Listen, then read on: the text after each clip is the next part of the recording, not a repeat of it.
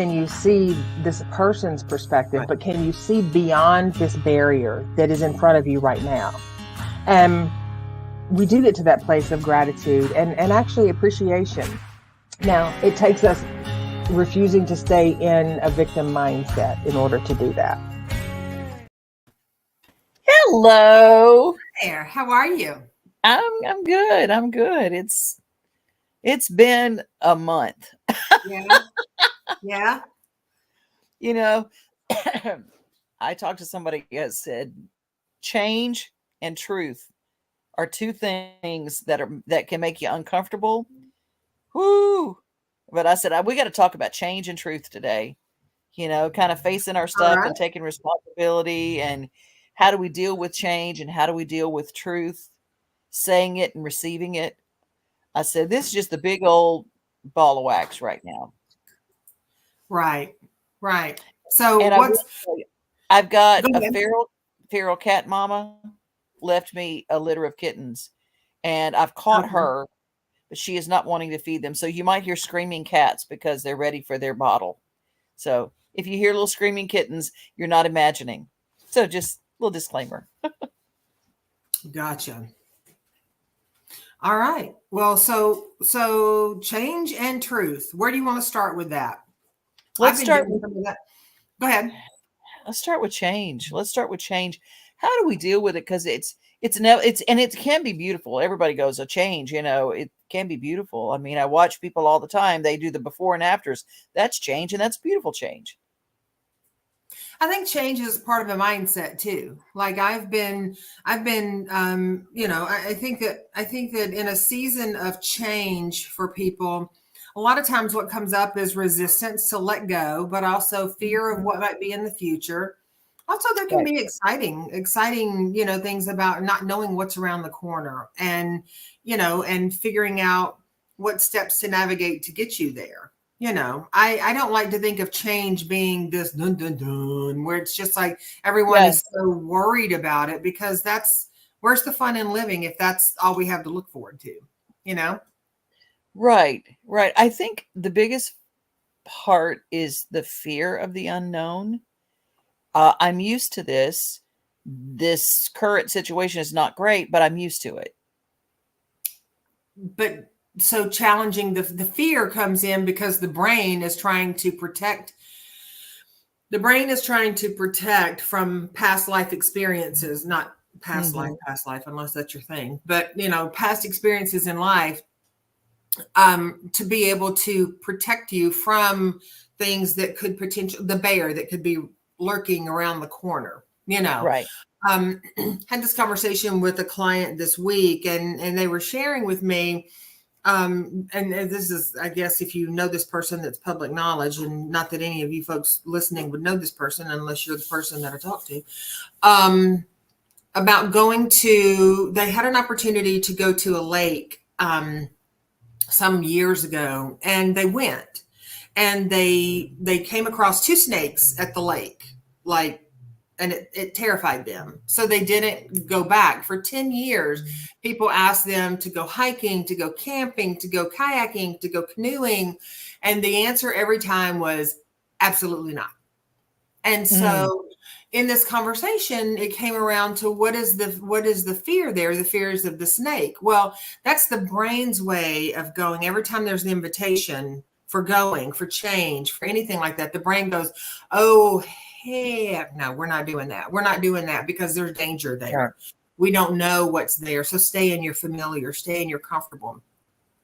And so the brain is doing what it's supposed to be doing, keeping you alive in that reptilian brain part, keeping you alive, keeping you safe, keeping you preserved. But a lot of times the brain is doing it, or the brain is doing its job, but it's doing it to our peril, because we as human beings are supposed to expand, evolve, grow.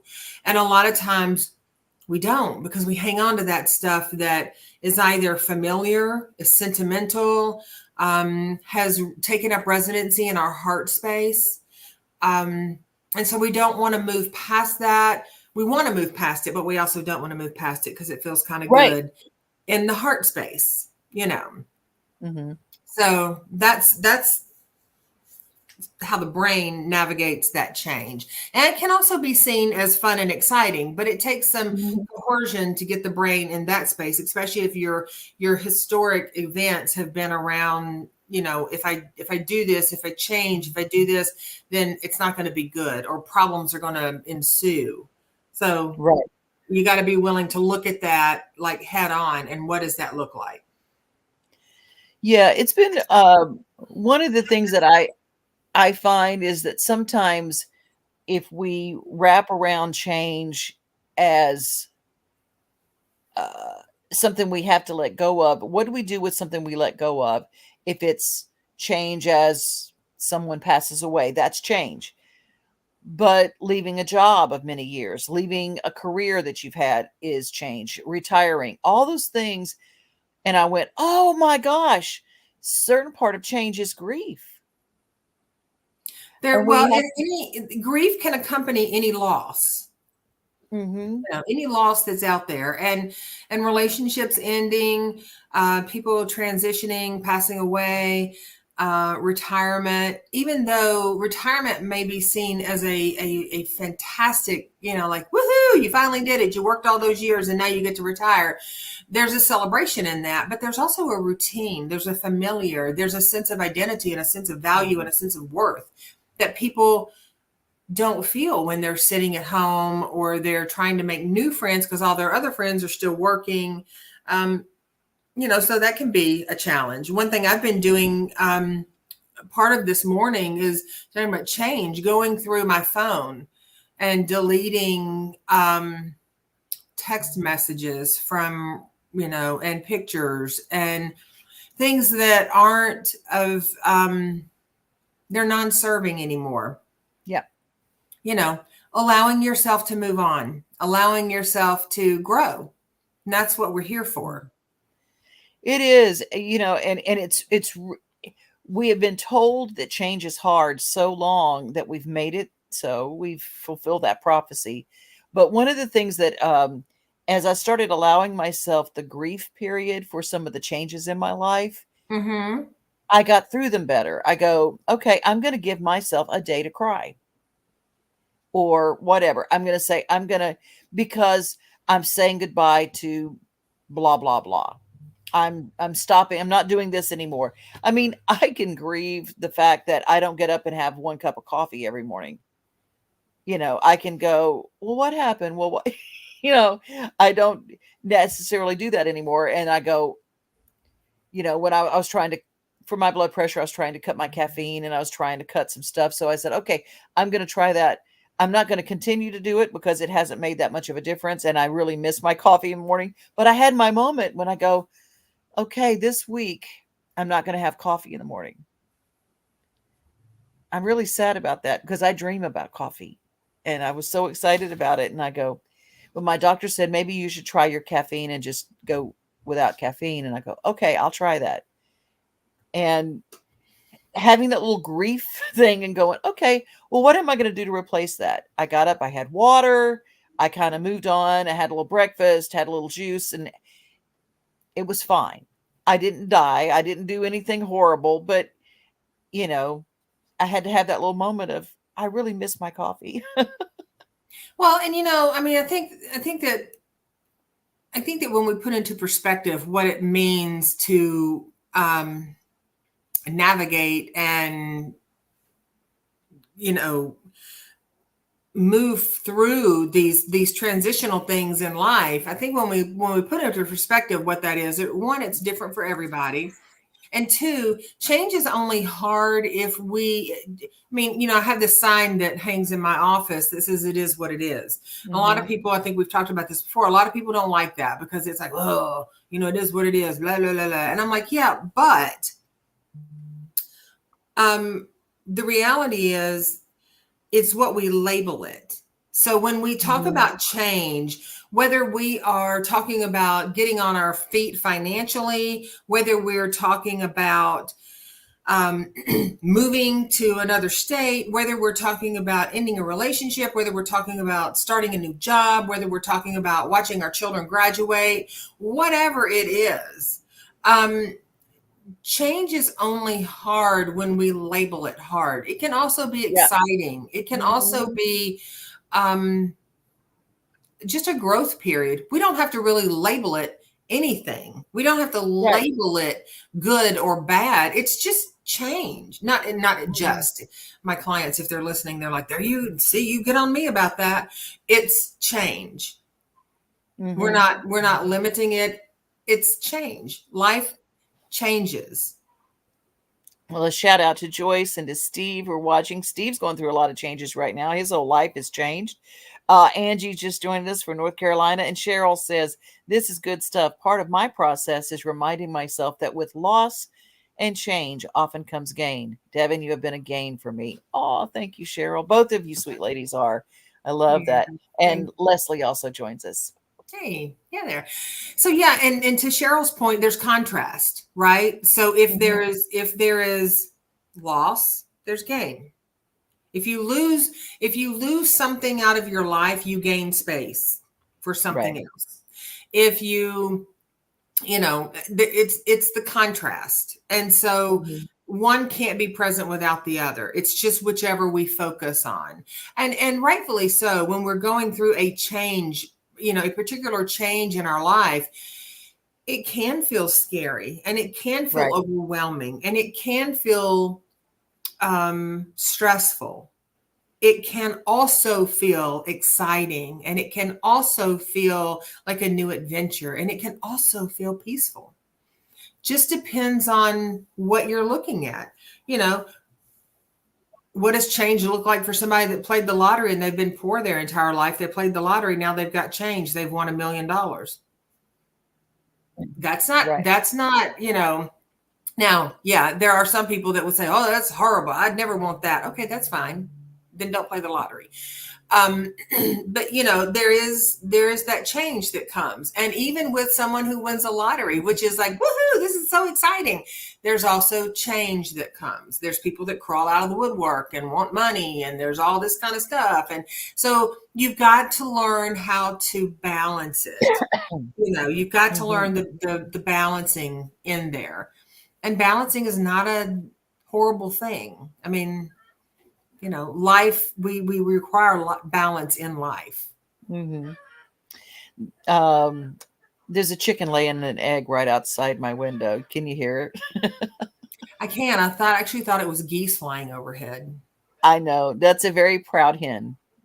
She's outside that window and she's letting the world know that she has laid an egg. She's going through change right now and she's going through change. I said that's the perfect timing. Yeah, perfect timing. I have made new life. Yeah. It really is that thing of creating something new.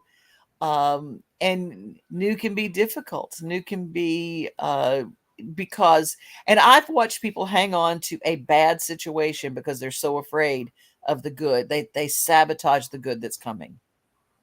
Oh, people, yeah. Human beings do that all the time. If you were in a situation, for instance, I have a friend who has a relationship that is not bad all the time, but it's bad enough that the bad times are so bad that they call me every time that they're bad. And that's fine. I understand that there's a lot of happy along with that.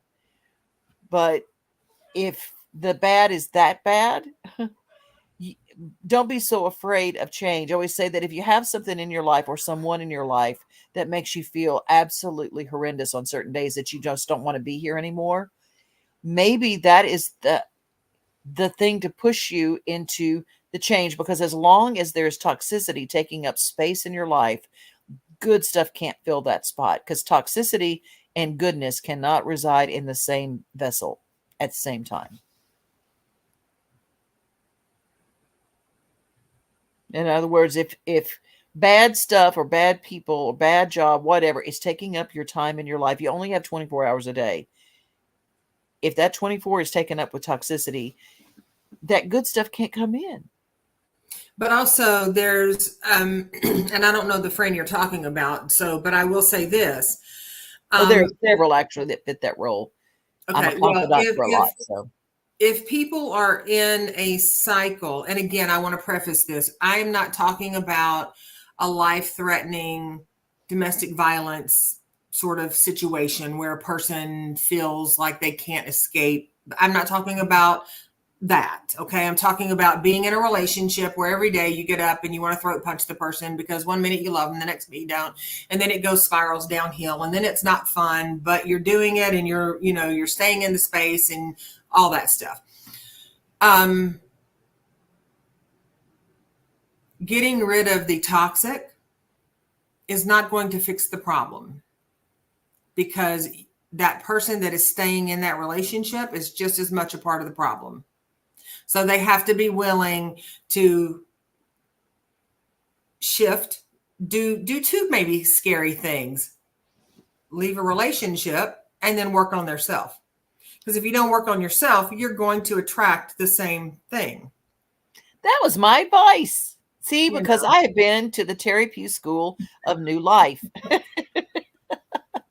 It's true. You got to work on yourself, or you're going to I said, history doesn't repeat itself. People repeat history. To quote Absolutely. Yeah. I mean, we go and we follow our pattern, and we think somehow we're going to do it differently.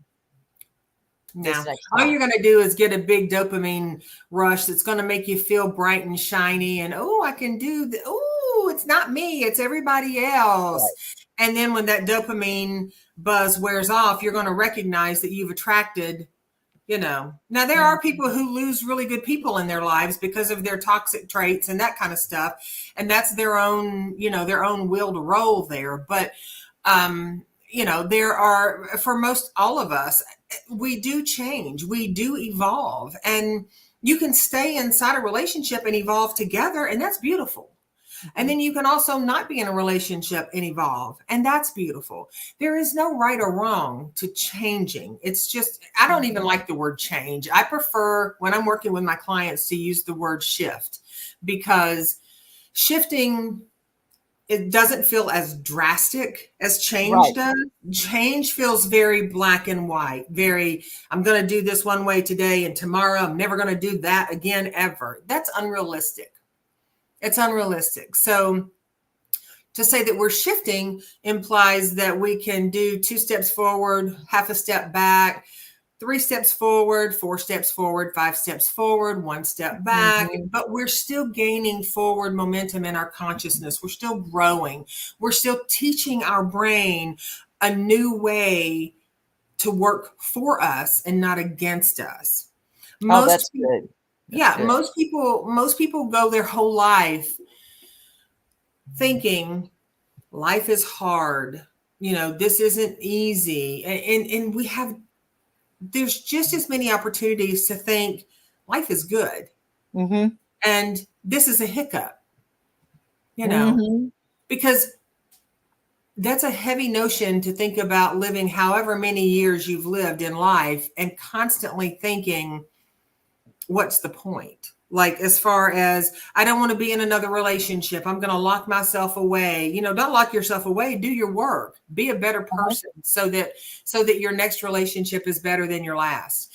I don't want to work in this job forever, but I have to, 15 years away from retirement. Well, for crying out loud, find something you love, switch careers, and let that 15 years not be a drudgery, but let it be an exciting thing for you to do. Suzanne and Mark join us from Alabama. Hi, Mark. How are you?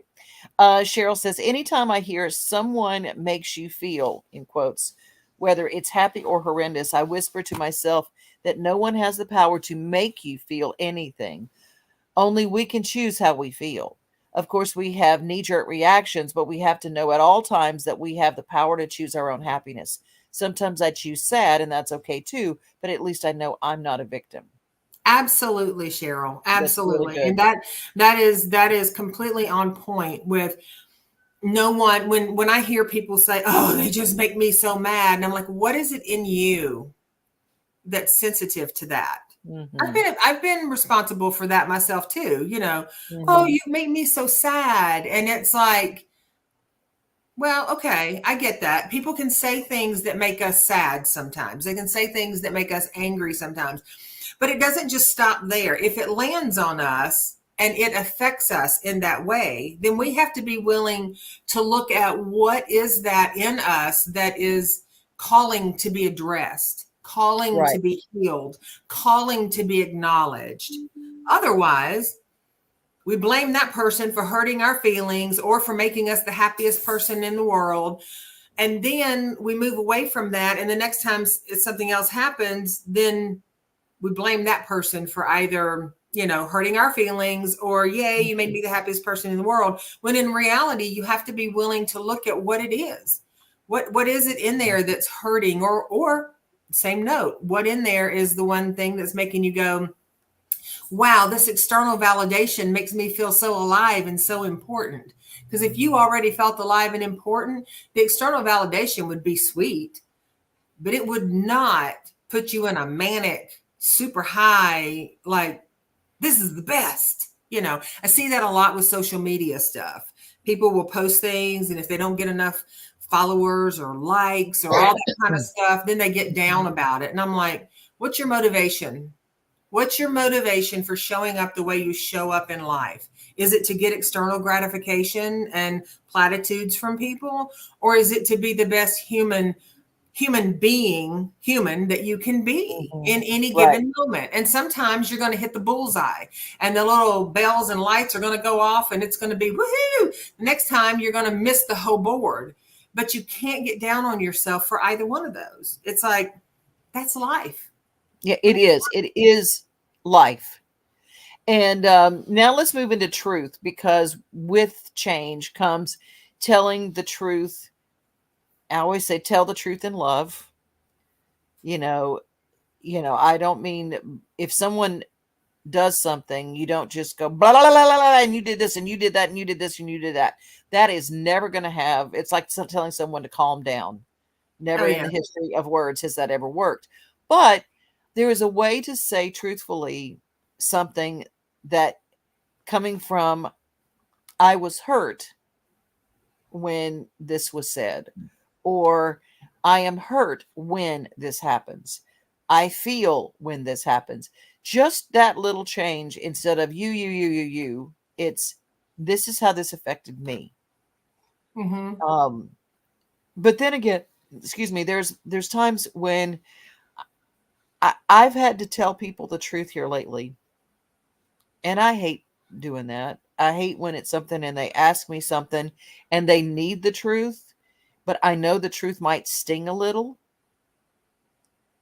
It hurts my heart. And it's just like, why does it hurt your heart? Because I would be hurt if someone had to tell me that.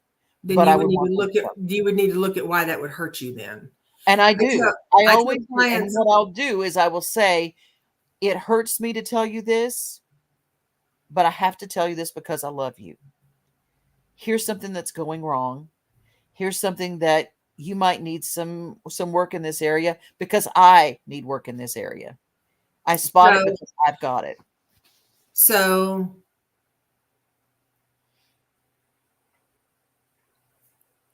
okay.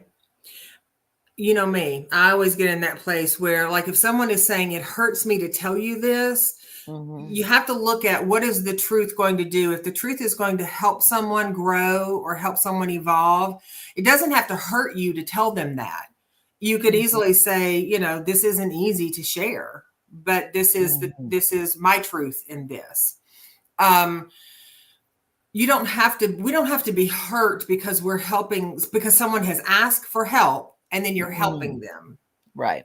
Like, I don't, now if someone has passed away and you have to tell someone that you love that someone they love has passed away, then absolutely, it breaks my heart to have to share this with you. But, it hurts me to have to tell you that you're codependent and you need to stop. No, absolutely not. Absolutely not. Matter of fact, I am jumping with freaking joy to tell you this. It's time to get over that. Like, it's a way of delivering it, but also if people stay in a victim mindset and they're coming back time and time again, it's like, no, you have to be willing to look at, I can't tell you how many times I've worked with people for a couple of weeks, a couple of months, and then we revisit and they're still not doing the things we talk about. And I'm like, well, when you're ready to do this work, I am always going to be here. but right now is not the time. Don't want you to waste your time, your energy, or your money. And I don't say that with, oh, this hurts me to tell you this, because it doesn't. Okay. It absolutely doesn't. Yeah, I think it depends on what you have to say. That's where we get right down to it. Yeah. I've gotten to the point now. I've learned the whole boundary of, you asked me for help. I told you. I told you again. And on the third time, if you repeat the same story the same way and you still haven't tried to do anything to help, I'm going to have to pull myself from this situation, because my stance will remain the same. Right. I love you. I bless you. I release you. That is the place. Yeah, you are right. I mean, I see what you're talking about. Yeah. I don't would if someone, and especially when it comes to recovery Mm-hmm. issues of any sort, I don't pull punches on that. It doesn't hurt me to say, you probably need a program. Mm-hmm. Mm-hmm. Doesn't hurt me to say that. I mean, it I don't used to think, bother me, but it doesn't hurt or bother me now. right. I think too, it's really important to recognize that everybody, when we talk about truth, everybody has their truth, right? Mm-hmm. Everybody has their truth. Being dysregulated, your truth when you are balanced and regulated is completely different than your truth when you're dysregulated. Okay, there's that term that comes up in all the psycho stuff that I've been watching. Not psycho, but the psychology stuff and all the stuff is dysregulated. What in the world is dysregulated?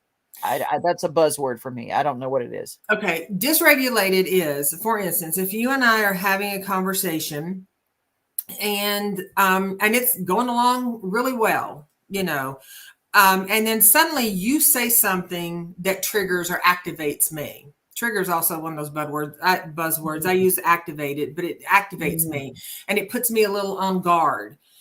And then I'm listening to you for what you're saying, but I'm not waiting to hear rationally what you're saying. I'm already conjuring up my reply because I'm already upset. So now I'm not present in the relationship with you in this conversation. I am activated. I am like, well, you did this and then you said this. And it's like, but Teri, what about that? No, it's not about that, and you start this really visceral spin out. It happens a lot in relationships. You can have people in relationships saying, okay, if we're headed towards divorce, then, if we're not going to try therapy and if we're not going to do these things, because the last conversation we had was that you weren't interested in these things. So now we're headed to divorce. Let's maybe have a conversation around how we cohabitate together until we get through these next few weeks. And then the response back from someone that has been activated and dysregulated is, you've never loved me. You don't care about me. You're so selfish. You lie all the time. And it's just like, wait a minute. We're not addressing the thing that can keep us in this balance. And that's because that person has been hurt. And some people will call it spiraling. Yes. Okay. A spiral is the same thing as being dysregulated. And in a regulated space, your truth is different from a dysregulated space, because dysregulated, here's an easy way. In a regulated space, your higher self, your logic, your heart, your common sense, your balance is speaking. In a dysregulated space, your littles are running amok, fearful, angry, and they are calling the shots. Yeah. The truth from this place is completely different from the truth from this place. So we have to, depending on where a person is, if we had a room of 20 people here and we were like, hey, let's all talk about our truth, you can get a whole bunch of different truths in there, because depending on where a person is in that moment is going to be their truth. So I always have people get grounded, get centered, take a few deep breaths, get in there as balanced place as they can. And then let's talk about what their truth is, because we live in a world where, again, there's contrast. One person's truth is another person's denial. One person's denial is another person's truth. Gotcha. Angie says you can't help someone that doesn't want help. They may say they want help, but if they don't put the work into it, then they are just saying what you want to hear. they're saying what you want to hear, or they're also saying the only thing they can say, because their fight or flight, their self-preservation, their nervous system is so jacked up from previous experiences in life that they truly feel like you are either not willing to help them, or you are the enemy, or you're their savior. They're going to feel one of those kind of ways. And you can't take any of those personal. You're not their savior. You're not their enemy. You know, it's like you can't take that stuff personal.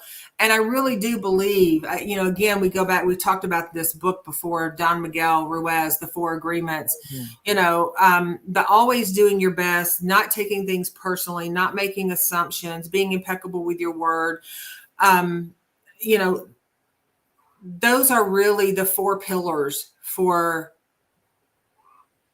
me personally. My truth is those are the four pillars for living a happy, balanced, truthful life.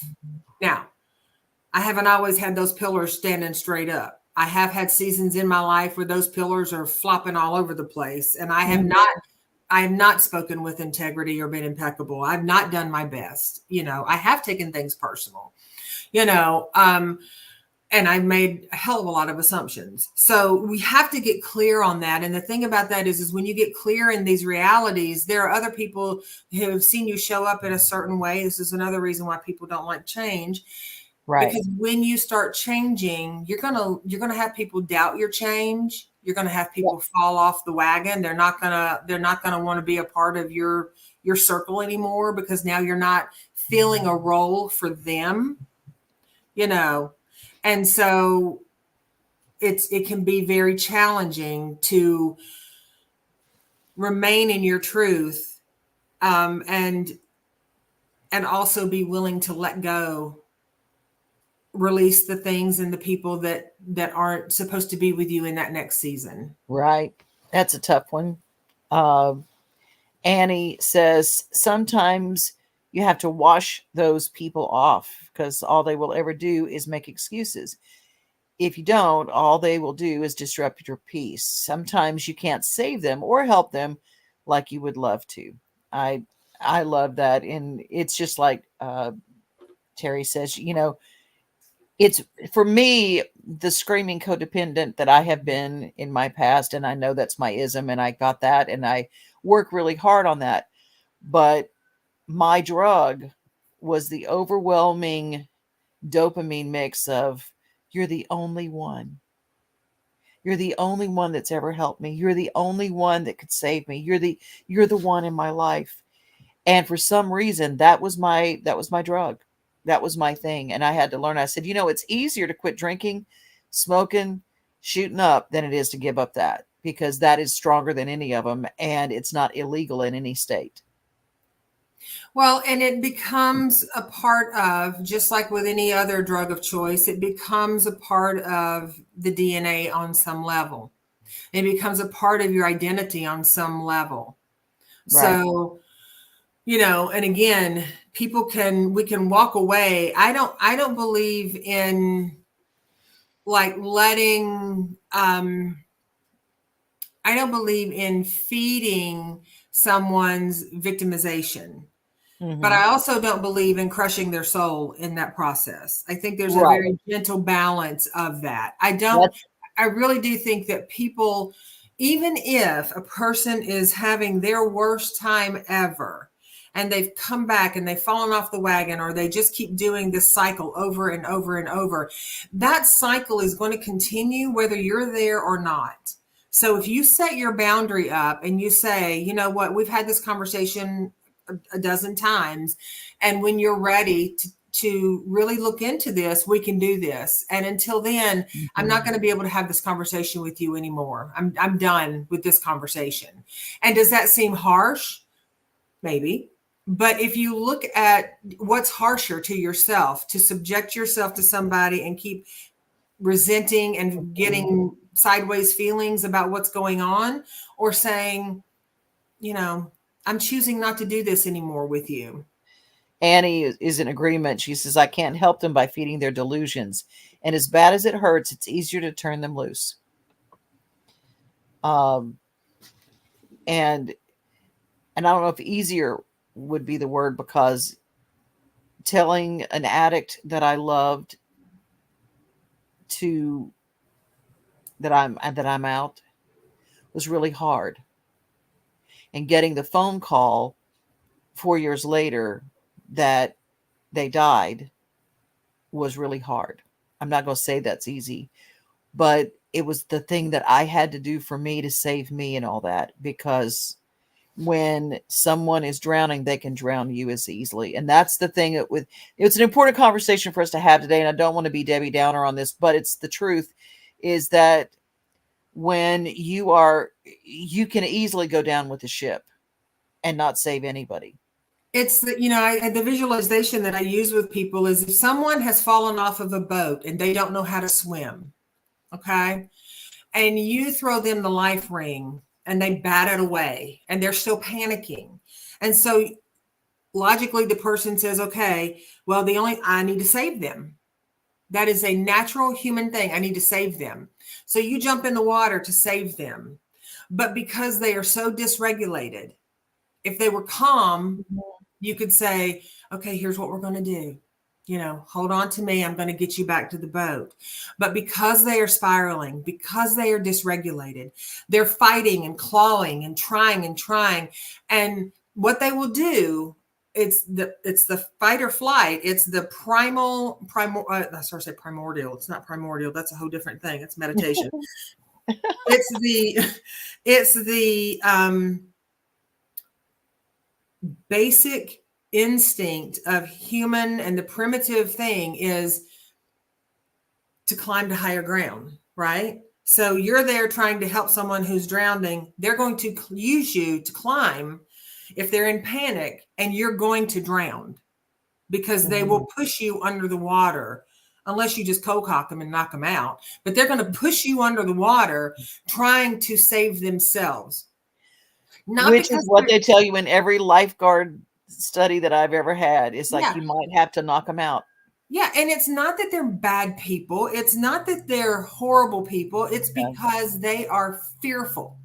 Now, you take any addict, any love addict, any, a substance addict, you take any person out there and challenge their vulnerability and their ability to be loved or love themselves, and they will become fearful, and they will fight back even when there's not a fight to be had. And if your shit isn't in check, they're going to trigger or activate you, and you're going to want to fight back with them. Right. And sometimes that's easy. You get enticed into that because you're caught off guard. Right. But you don't have to do that. You can lovingly give someone the information. They can either choose, just like you can choose to fight the battle with them, or you can give them information. They can choose to get the help, or at least lean into the notion of maybe getting the help or not. And that goes that way with any kind of bonding. The world calls it addiction. I call it bonding because our brains typically, when we say addiction, the brain goes right to, over-the-counter drugs, prescription drugs, street drugs, alcohol, but it can be anything. It can be sex, it can be shopping, it can be gambling, it can be relationships, it can be codependency, it can be drama, it can be all of that. So whatever anything that you're trying to fill yourself with, it's not the right thing. Yeah. Truth. And I tell everybody on this show, as we're having to bring things to a close, if you need some help in this arena, I will tell you that Teri Pugh saved my life. And that just doing the work with someone who's going to give you the tools to do it with is better than for me, it was better than sitting in a room with someone that just nodded and said, okay, that'll be $150. I didn't need drugs. I needed tools. And that's where I got them, is from Teri. And so I appreciate Teri doing this with us. And I wanted us to do this show because I wanted other people to know what Teri can do. The other thing I suggest, there is probably a 12-step group for whatever ism that you've got. And those 12 steps are also another part of survival, and some very inexpensive therapy that you can get in a group of people who will understand. Absolutely. And I appreciate your kind words. I will say this, when you're looking for someone to hold space for you, there's you can look in your local area. Tons of people are doing things virtual these days. You can also go to this fantastic site called psychology.com. You can put in your price range, your insurance. You can put in your zip code. You can put in an area if you want to see people in person. You can read about them. You can look at reviews on them. And I say, try them out. I mean, and a lot of people get in this headspace where they're like, I just got to find somebody. I got to work with that person. And I tell people all the time, let's do one session and see if it works for you. And if it doesn't, there's no harm, no foul. Like, you should be able to ask any question. You should be able to have your questions answered, and you should feel comfortable. I'm not saying you're going to walk in to work with somebody and you're going to be like, woohoo, this is the best day ever. Because most people that come in to see me or see me virtually, when I check in with them, they'll tell me I'm nervous. I'm anxious about this. I'm a little fearful about this. It's not about me. It's about what they're going through. And then I check in at the end of it. How are you feeling now? And most of the time they're going to say, I feel really good about this. I'm glad I did this today. And so if you meet with someone and you don't feel some level of, when you're done, I would encourage you to keep looking. Just because when you're sitting down with someone and you're spilling your truth and you're spilling your vulnerability, and you're asking someone to hold space for you, you need to know that that person is going to be able to hold that space confidentially. They're going to be able to hold that space first off, they've also done their work. They're going to be able to hold that space and not take on your stuff and try to nurse you through something. Having compassion is huge, but also being able to look at someone and say, okay, I'm going to have to call bullshit on that. Let's unpack that. That's equally as important. Otherwise, you just get in the cycle of enabling people. So, you just may spark something for me too. And I got to say this: if you spend the majority of your day thinking, if I could just get them to do this, my life would be fine. If I could just do this, my life would be fine. If you spend most of your day looking at what they're doing wrong, then you need to start working on you. And if you can get yourself healthy, all of a sudden they're going to see your healthiness, and they'll either get healthy or they'll get out. Or you'll get healthy and you'll see your healthiness, and you'll either agree that, okay, I'm going to see that this person is going to struggle and they're not going to do the work, and I'm going to find a way to live with that, or I don't want to do this anymore. And that can be family relationship, that can be job, that can be personal relationship, and there's no right or wrong to that. So if you are in a job, or you have a family member, or you have a partner that you recognize that their behaviors are not ideal for you, but you decide you want to stay in that situation, as long as you are taking care of yourself and not taking on their stuff, I would say that is your choice to do that. And that's not always a bad choice. As long as you're taking care of yourself. Now, I'm not saying if someone is hitting you, you need to. Yeah, that's a different situation.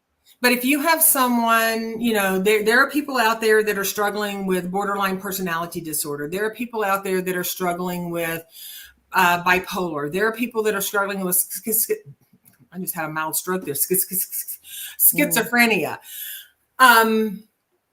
Those people are also worthy of love. But I would not say that they're worthy of enabling.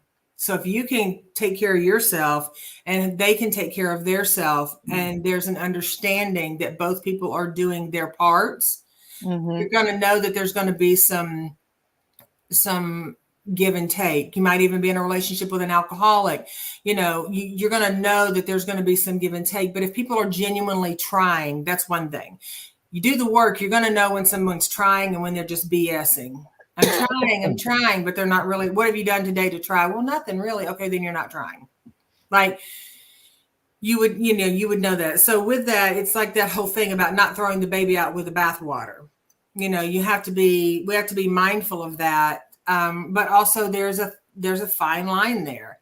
If you are in a situation with someone and you are codependent with that person and enabling them, that's a whole different ballgame than two people being healthy and living life with the understanding that, they're doing life together by choice in a healthy way versus one person doesn't get to live because they're constantly enabling or fixing or helping the other one. Right. Exactly. Well, this has been a really important conversation today. Thank you, Teri, for that. And you guys, we meet each week around noon on Wednesdays. It's our launch date. And if we are not here, we will always be live, but it may be a vault show. So right. We have some transition times. I've taken a different job. And so we have some different things. Still working on getting my studio set up and all, but we're around noon on Wednesday. You will see us. Don't freak out. We're there. And it's sometimes you don't see us. It's probably because it's been queued up to launch, but it just didn't go. And then it goes later. And it's okay. It's okay. And if you see that it comes on and you don't read the top of it and you don't, you're asking questions or you're making comments and you think you're being ignored, you're not being ignored at all. It's just that look at the top of it. It probably says it's from the vault. And that means that we're out doing something else and we've pulled something of great wisdom and knowledge from the past. And we have put it on here today. Yes. So I always go way back because some of you have just joined us lately and you haven't seen those shows. Leslie says, good discussion. Have a great afternoon. Thank you, Leslie. You as well, Leslie. I know when you go way back because I've always got long hair. I know. I'm in a whole different. I'm in my other house, and I have long hair. I'm like, well, okay, there. We went way back on that one. We did. And Nanette said, "That's me freaking out." I said, "Nanette, if you think you're the only one freaking out, there's a bunch. Our calls goes crazy, and we're glad they do because that means you guys are watching, and you guys. That's right. No, Nanette, that is not just you. I mean, I have gotten text messages.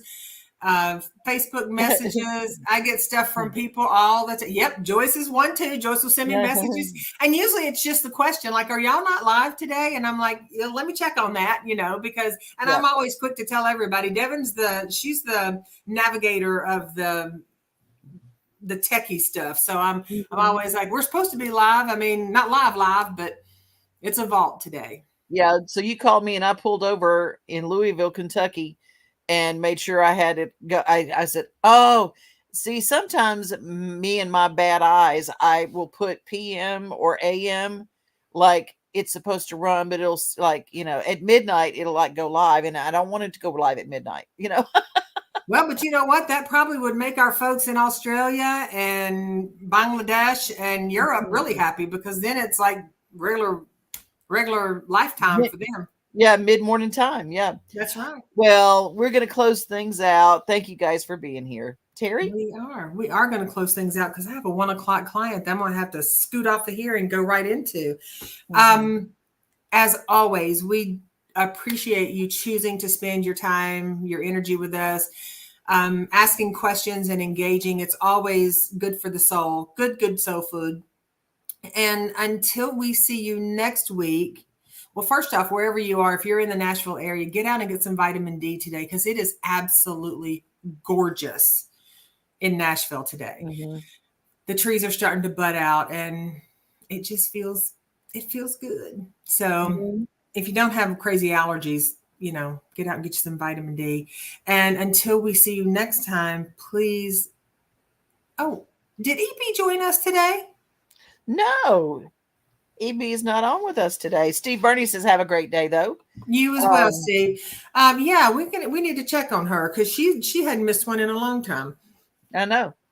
All right. Well, all of that to say, we love y'all, and we're glad that you're here. And when you're not here, we notice. So Mhm. please increase your peace, and we'll see you next week. All right. Bye. Bye.